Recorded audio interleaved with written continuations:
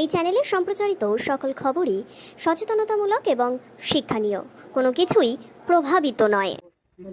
বলছি, প্রথম বিষয়, আজকে আবার চিকিৎসকরা ধর্মকর্ম থেকে নবান্নে গেলেন, মিটবে সমস্যা নাকি সেই প্রশাসনও নিজেদের অবস্থান অনড় থাকবে, জুনিয়র ডাক্তাররাও নিজেদের দাবি যেটা সেটা পূরণ করতে পারবে না? যা যা এর আগের মিটিং এর পরে আমরা যা ফলাফল দেখেছি তাতে আর আমরা ভবিষ্যৎবাণী করার জায়গায় নেই যে সমস্যা মিটবে কি মিটবে না।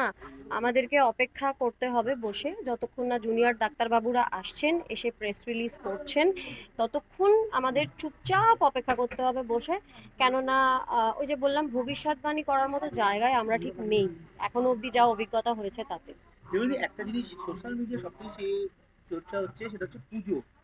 পুজো একটা শাসক শিবিরের একটা অংশ মনে করছে যে পুজোটা বন্ধ করার পেছনে হচ্ছে যারা এখন আন্দোলনে নেমেছে তারা, কিন্তু পুজোটাকে বন্ধ করা উচিত নয়। উৎসব উৎসব থাকতেই হবে। আপনাদের কি মত? পুজো বন্ধ করতে বলেনি আন্দোলনকারীরা, একটু লক্ষ্য করতে হবে। পুজো বন্ধ করতে বলেনি আন্দোলনকারীরা।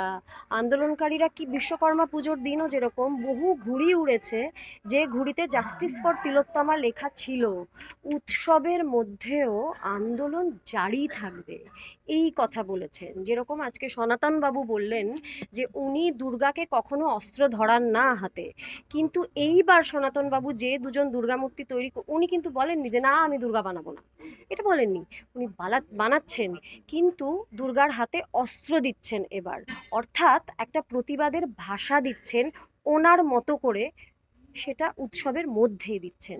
কাজে উৎসবেও প্রতিবাদ জারি থাকবে। কেউ বলেনি যে উৎসবে যারা উপার্জন করছেন তাদের উপার্জন আমরা বন্ধ করে দেবো।